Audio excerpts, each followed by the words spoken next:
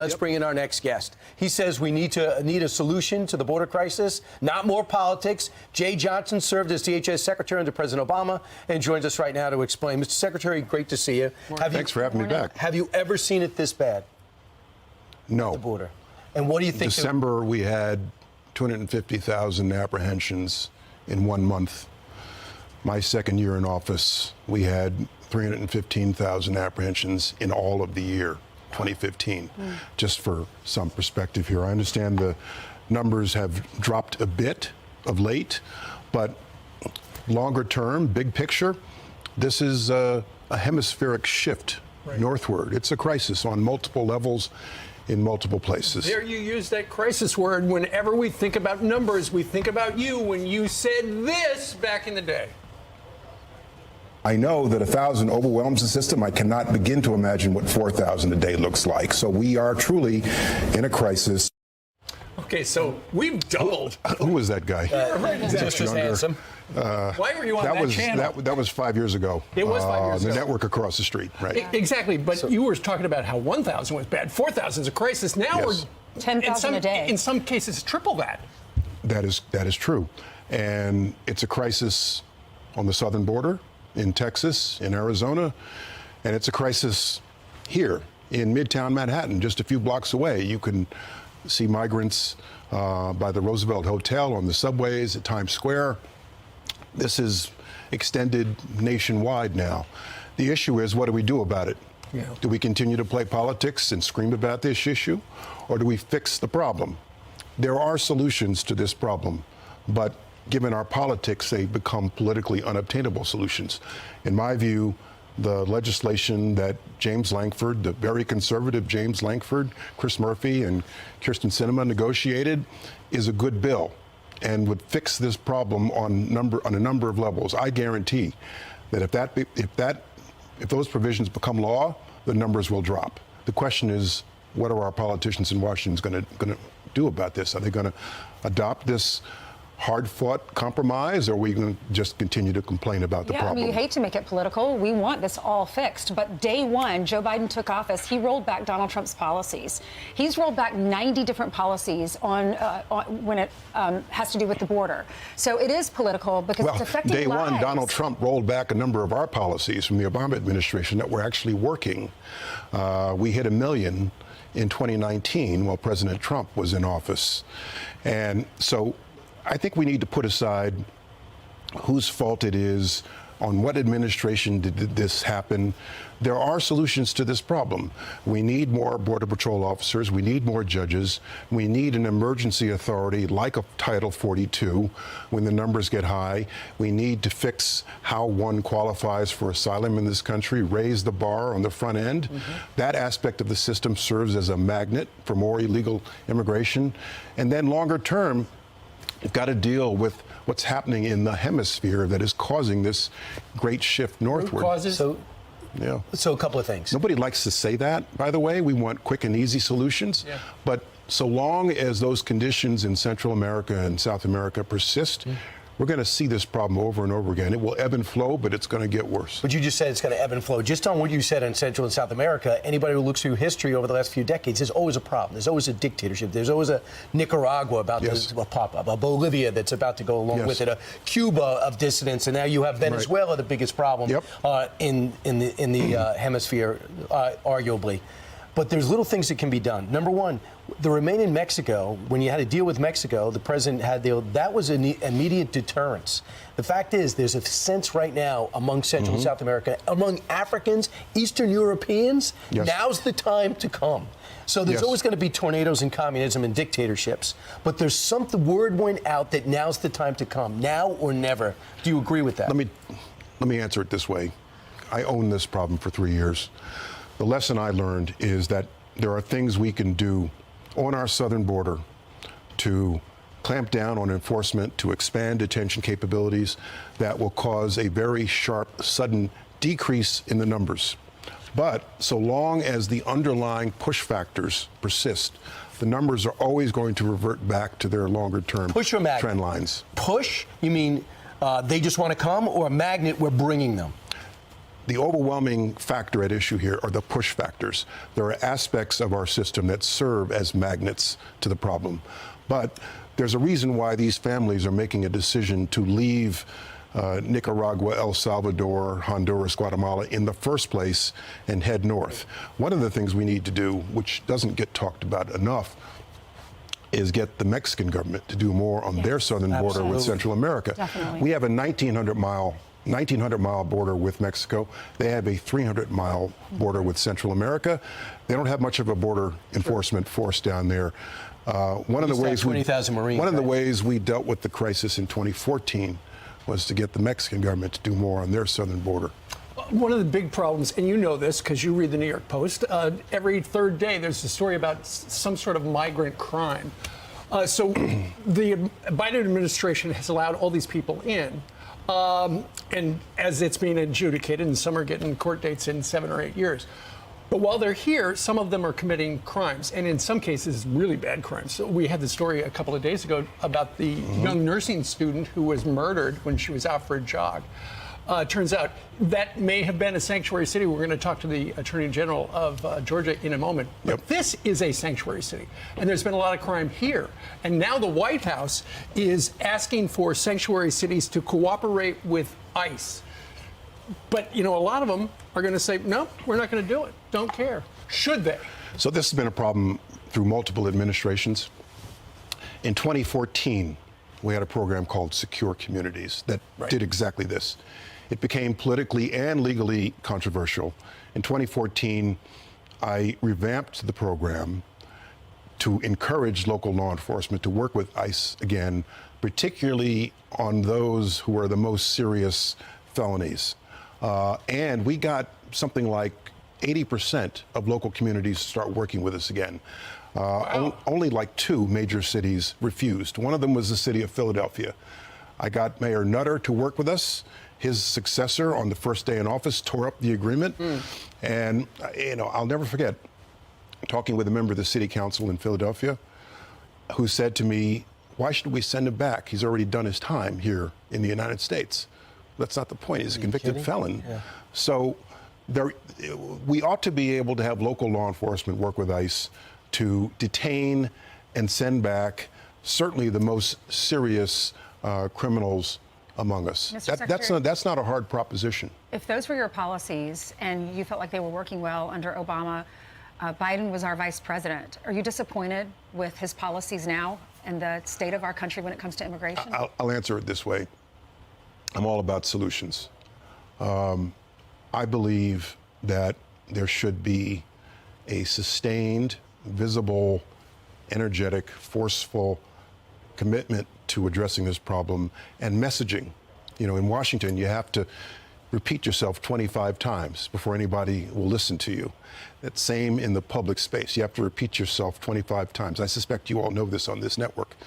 And so one of the ways you deal with this problem is continually send the message to Central America, don't come here. Don't just say it once.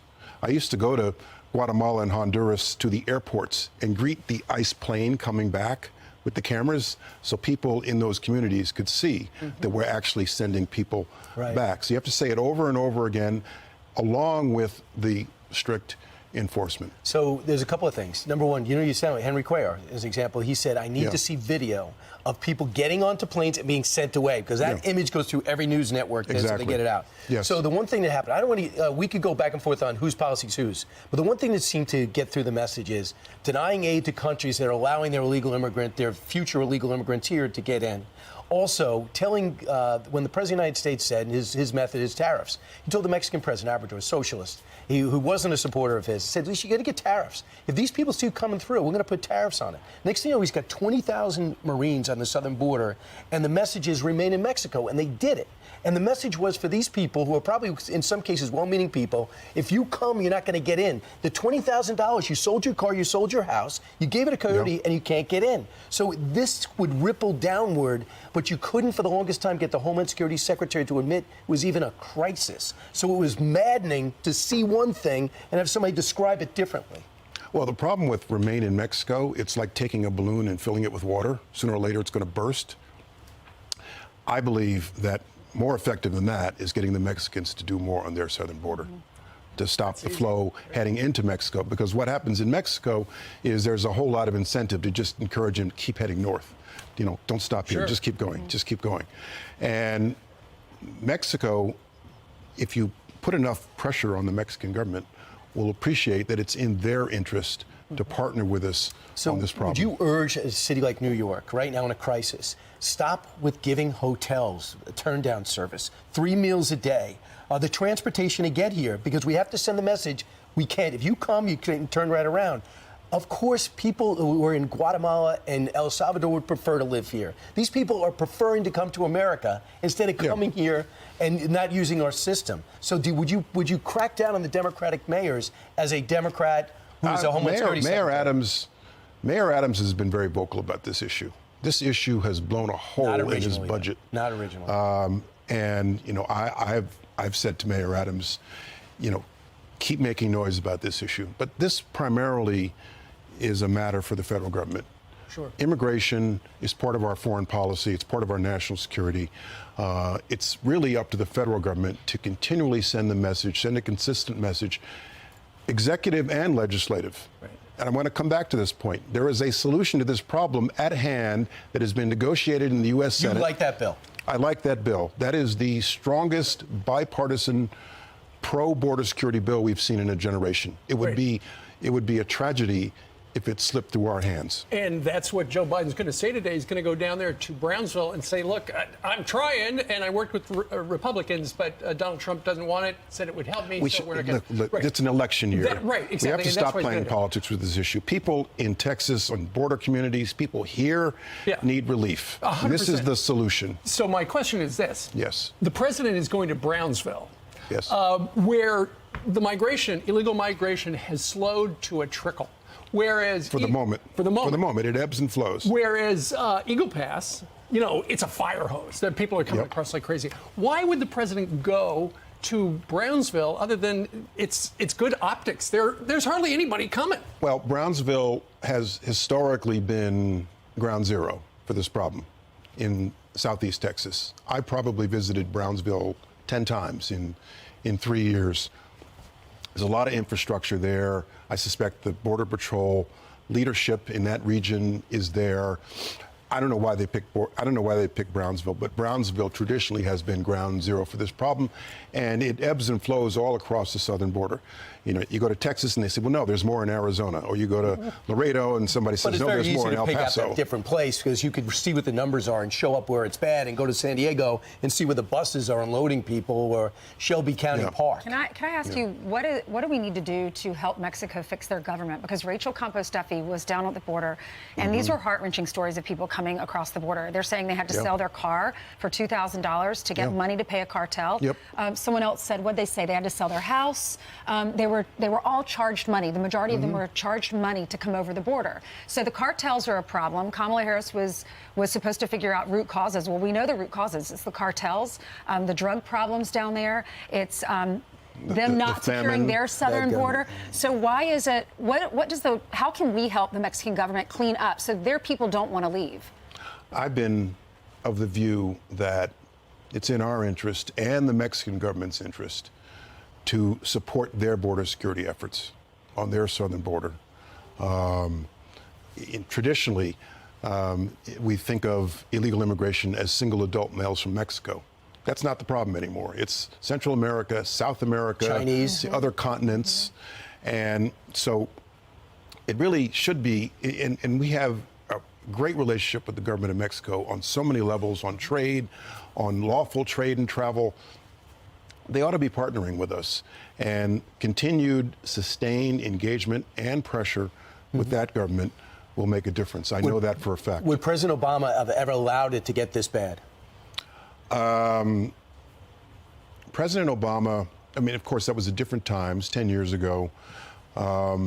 He did not mind, to a point, I think, the aggravation we'd get for strict enforcement.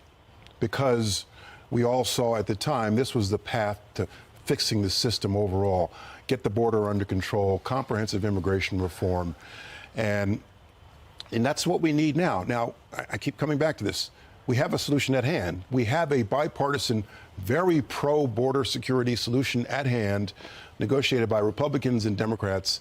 Let's embrace it. Let's vote on it. Let's get it done. I guarantee that if that legislation became law, the numbers would drop, A, because we've addressed the problem, and B, because people in Central and South America are seeing that we are addressing the problem. Were you happy with that and legislation? We'll make a what different would you decision. change about that legislation? Because Republicans were not happy. So if we're going to get this passed, then it needs to, both sides have to agree. Well, there's almost nothing for the left in this legislation. It's all very pro-border security.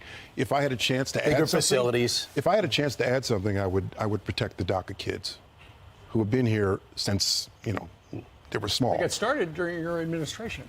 Yes, it did in 2012.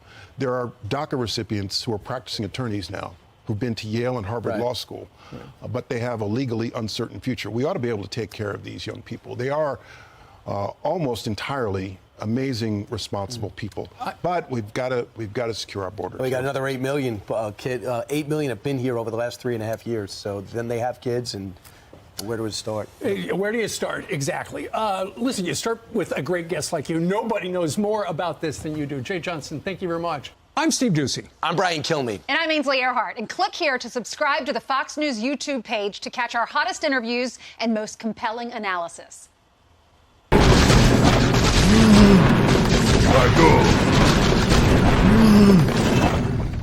Get on with it. Let go. Yeah. Let go. Yeah. Let go. Yeah. Yeah. What you looking at? Okay. Yeah. Okay. Let go.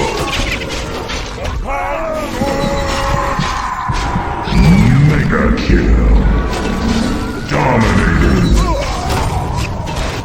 What is it now? Mega kill. What?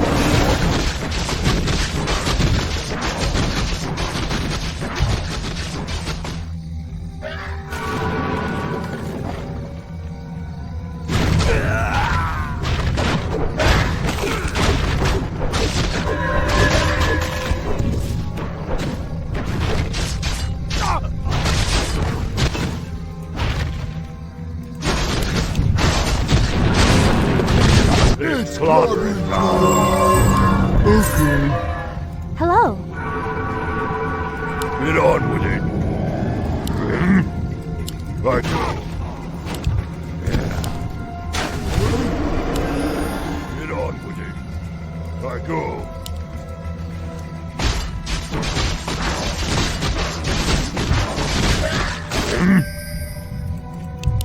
Get on with it. Okay. Let go. Let go.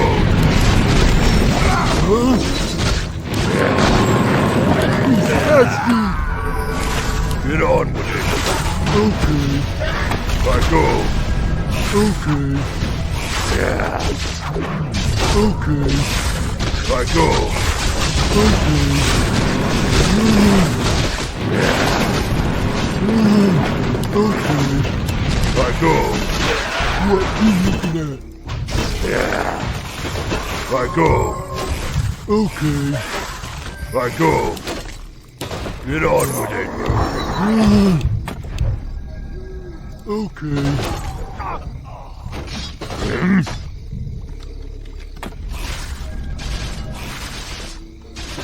Let go. What you looking at? I must hunt soon.